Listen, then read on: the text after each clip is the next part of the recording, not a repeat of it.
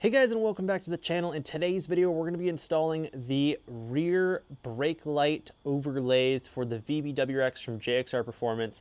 These are a cheap and easy modification that will absolutely change the rear of the car, change the stock taillight configuration. It'll make it significantly more aggressive.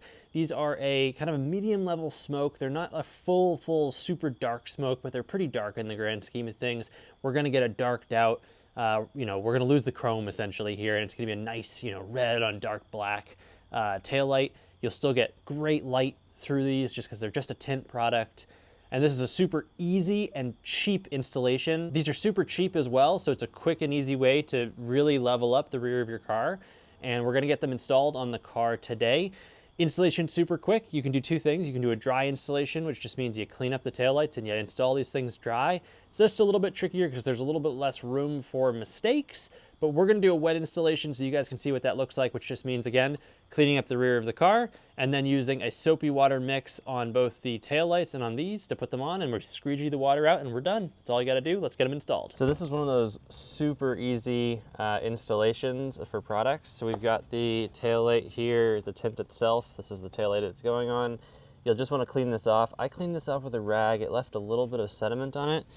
Not sediment, but just like fibers from the rag itself. So I want to get the fibers off, but the surface itself is super clean. It's just there's some static from the fibers, which we do not want on there. We don't want any fingerprints, any pieces of dust, because those will come through very clearly. So if you get to this point, you could do a dry installation where you just put it on here dry. There's adhesive on the back of this. The only problem with doing that is you kind of have one go at it. You can do it multiple times, but you essentially have one go to make it perfect. And if you're gonna do a dry installation for ease of use, like if you just want it to be easy, I would do a dry installation and order probably 2 sets of these just in case if it's your first time. What I'm gonna do is a wet installation, which we're gonna use a mixture of, a little bit of soap and water, just soapy water. We're gonna spray this down with a lot of it. We're gonna end up spraying it again. We're gonna peel our tint. Peeled our tint off. We're going to spray the back of the tint, so that's nice and wet.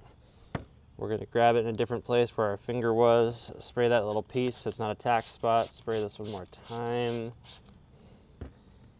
And because it's wet, we have a little bit more play and we can kind of fit it into the spot. So what we're going to do here is we got our little felt tip applicator. You don't have to have one of these. You can just use your fingers, honestly, or a credit card with some paper towel on the end of it, because you don't want to damage the tint. You're going to get in the spot, and if you were using your finger, you're just going to hold it on one side. See, I just moved it. There's a lot of play. You're going to put your finger down, and you're going to tack it. I'm just going to use this because I have it. So we're perfect there. So I'm just going to hit a tack line across the entire thing. So that's just started pushing some of the water out. And then I'm just going to push the water out on all the edges. Run it a couple times, and this is basically it for the install. That's how quick it is. What I'm going to do is you can leave this in the sunlight for a day to let the water dry and the adhesion and the adhesive actually bond. But what we're going to do here is I'm going to use a heat gun just because it's a chilly morning and heat it a little bit. I'm just going to hit the edges a little bit here. I actually like to install these tints so they bleed down a little bit, because when I heat it, it shrinks back up, and over time it'll shrink back up a little bit. So I always install them slightly lower on the line. They're always made to be slightly above to give you some time in the UV for shrinking, even though it's pre-shrunk.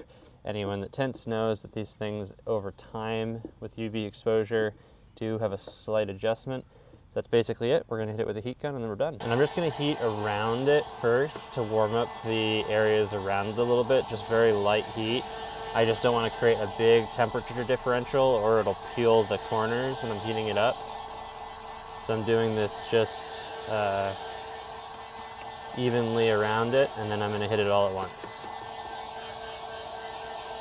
Starting to heat, and what I'm going to do is I'm going to tack it down one more time after I put some heat on it. All the liquid is out from underneath it. I put my heat gun down, and then we're just going to tack it one more time. Just tack it one more time to make sure all your quarters are down, and then you're all set. So just a quick view here, you can see this is what the taillight looks like stock. And then this is what the taillight looks like tinted. You guys can see a quick view here.